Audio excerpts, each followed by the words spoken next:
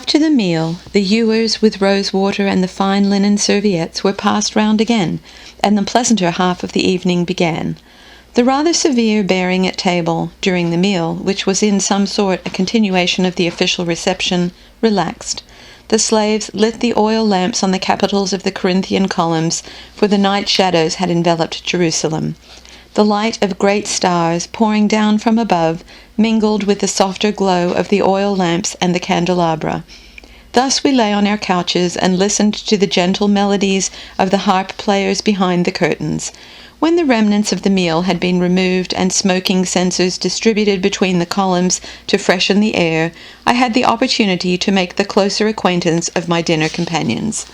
The 5 sons of the old high priest were all men of the highest education. Apart from the official training which they had undergone in preparation for their high positions in the priesthood, they had had the benefit of a wide range of education by private Greek teachers, slaves purchased for that purpose by their father. The range included Greek history, mathematics, astronomy, and rhetoric. They had a perfect command of the Greek and Latin languages and literatures. Were it not for their Jewish habit of gesticulation and their Alexandrian accents, it would have been difficult to recognize them as Jews. They would have been taken, instead, for Ascalonites or even for Greeks.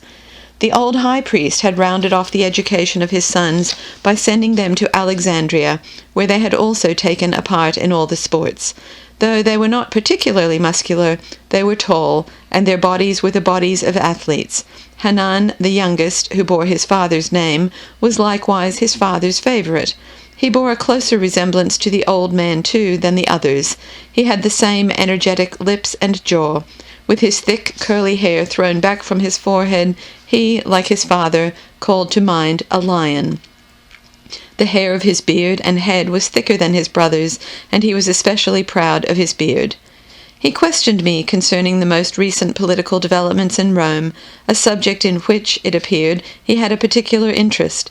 He asked for news of the Caesar, who had withdrawn to Capri, and wished to know who was likely to be his successor, and whether Sejanus, Tiberius's chief adviser, was much spoken of in this connection. His brothers were more interested in sport, and what they were intent on was the latest sporting news from Rome. They asked me the name of the most popular gladiator in Rome, and wanted to know if I had ever seen him in the arena.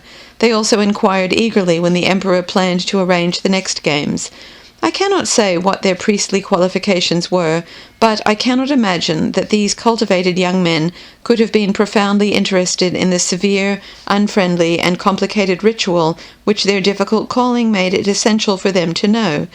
Nor can I doubt but that they were thoroughly wearied by the monotonous ceremonial service, which consisted of preparing sacrifices and of watering the sheep from a golden laver before bringing them to the altar. They were weary, too, of that eternal singing and flute-playing by men musicians only.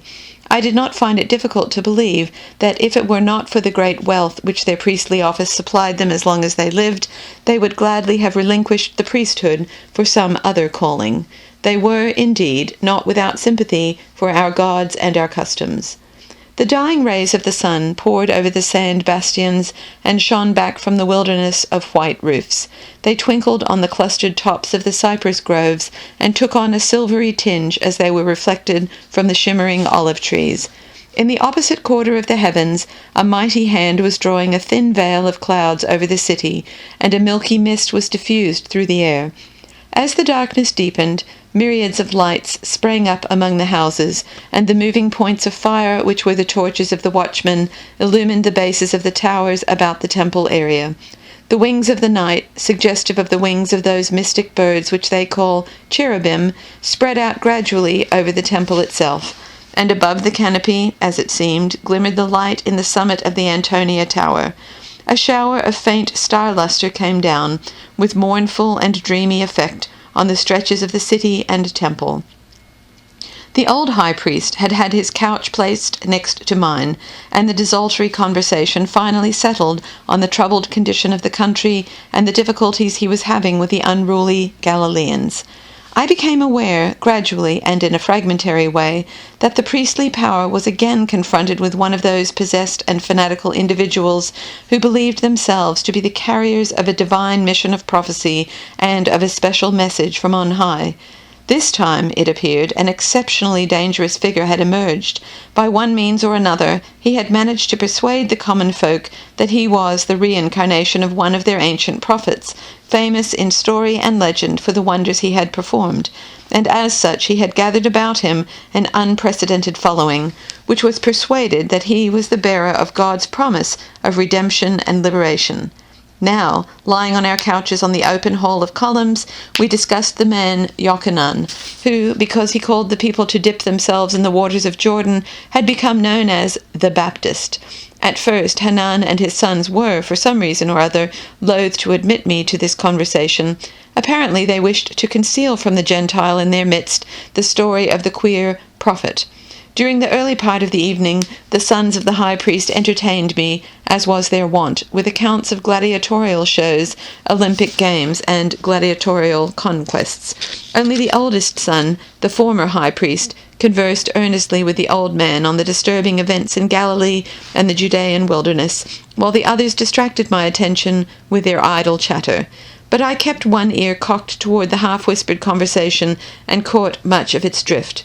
"Where did you say he comes from?" the old man asked in Aramaic. They were not quite aware that I had already made some progress in this jargon, or they might have kept their voices lower. "Galilee." "Galilee," his father said, and his beard shook scornfully. He repeated the contemptuous popular saying, "Can anything good come out of Galilee?" I had been half listening to Theophilus. I had also been telling Hanan, the youngest son, vaguely about the latest scandals in Rome. But at this point I broke in on the conversation of the others and asked, "Have any disturbances taken place in the province of the Tetrarch?" The old man answered, "Disturbances? By no means. And in any case it is none of our business. We are quite sure that Herod Antipater can handle the rebels in his territory. He has always done it quite well. We were talking about the troublemakers in Galilee, an abominable place, a hotbed of rebellion. If not for the Galileans, we could sleep comfortably of nights. But one day it's an outbreak of banditry, the next day it's a Messiah, an impossible, credulous mob ready to follow every adventurer. And it's not only the zealots. We have those absurd super-pietists, the Hasidim, the Essenes, who are forever washing and baptizing. They baptize everything, their bodies, their vessels. They'll be baptizing the sun and moon next."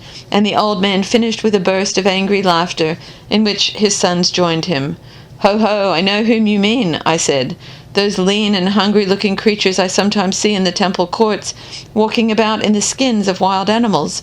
But tell me, who are they exactly, and what are their beliefs?" The old man answered wrathfully, "They ascribe all sorts of wretched human weaknesses to the eternal divinity. They drag down the Godhead to the level of petty human interests. They believe, for instance, that the Almighty, who has made his dwelling place in our holy temple, has nothing more important to do than occupy himself with the private affairs of every obscure individual. Instead of guiding the world and directing the destinies of the nations, with special reference to his own beloved people Israel, he is concerned with the tribulations of every little Essene, and not, mark you, in this world only, but in the world to come, where he has prepared a paradise for the good little Essenes, while he reserves for the wicked a flaming pit to which they have given the name of Gehenna. Drivel of this kind, about which there is not a word in the sacred Torah. But this isn't enough for them. They have provided the Eternal with a regular staff of beneficent and maleficent spirits who carry out his orders. They transfer the providential attention of God from the people of Israel in its entirety, the inheritor of Abraham, Isaac, and Jacob, to the tiniest private concerns of the individual." Thus the old man, speaking in Syrian Greek. "But surely," I exclaimed, "this is rank blasphemy. Why do you permit it?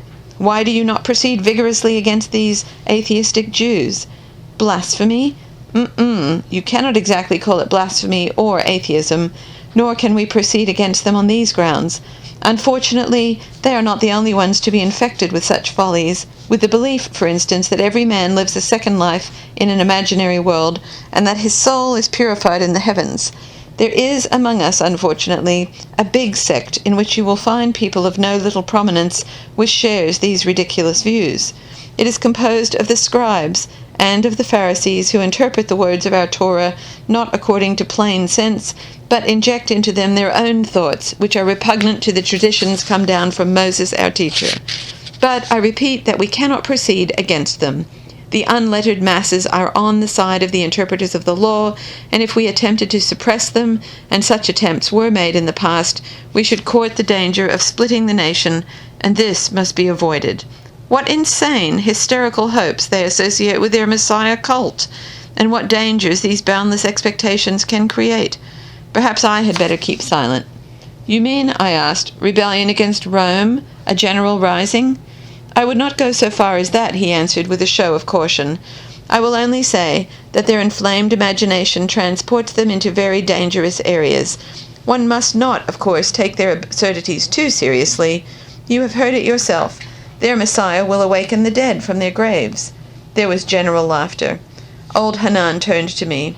As if the burden of the law were not heavy enough, we have the Pharisaic members of the Sanhedrin who introduce intolerable difficulties into our criminal code, and in particular they complicate its procedure in the matter of capital offences. They interpose so many scruples, they find such subtle and far-fetched objections to common-sense evidence, they uncover such hair-splitting interpretations of the law, that the criminal can always find a loophole through which to escape. In effect, then, I observed, they are guilty of complicity with the criminal element. I should not be surprised if there is a secret understanding between them and the fanatics who stir up the people, both against your religion and our authority. Not exactly, the old man returned, reverting to his habitual caution. And still their tortuous subtleties are a direct encouragement to disorder, for they serve to weaken the law. Let me give you an instance of the new ideas which they read into the code. Our Torah states specifically that any man who assaults another and breaks off a tooth or gouges out an eye must pay for it with his own tooth or eye. Along come the quibblers and tell us that what the Torah meant was not literally an eye for an eye and a tooth for a tooth, but compensation therefore. What is this but encouragement of violence? Very true. This from one of the sons. And I added at once, well then, if the Jewish law is no longer capable of maintaining peace and order in Jerusalem, we, the Romans, will have to see to it. But now it seemed that with all his caution, the old man had gone further than he intended, for he turned pale at my words, and his sons looked at each other in alarm. At this moment there came to us, where we lay in the open hall of columns, the sound of distant shouting, distinct words, but they were in Aramaic, and I did not catch their meaning. But it was clear, from the changed expression on their faces, that old Hanan and his sons had understood them, or at least knew that they were meant for the priestly family. Slaves hastened in and drew the curtains between the columns to shut out the noise. For some seconds there was oppressive silence, then the old man addressed himself to me. This is because I invited you to eat at my table. What were they shouting? The sons stirred uncomfortably. Why should he not know? Asked old Hanan. It is a sort of song they have, ridiculing the high priests. To such a pass has it come, and to this level has the priesthood sunk. Theophilus, tell our Roman guest what they sing in the streets of Jerusalem against the highest authority, that is, he added hastily, against the highest Jewish authority, the priesthood. Theophilus translated the words of the song into Latin. They ran approximately as follows. Woe unto us because of the house of Beatus. Woe unto us because of their lead-loaded whips. Woe unto us because of the house of Ananus. Woe unto us because of their betrayals. They themselves have become high priests. They have made their sons into treasurers, and their sons-in-law into high officers, and their servants whip us with whips of lead. And that, said the old man bitterly, is our reward for our long and faithful service to the people.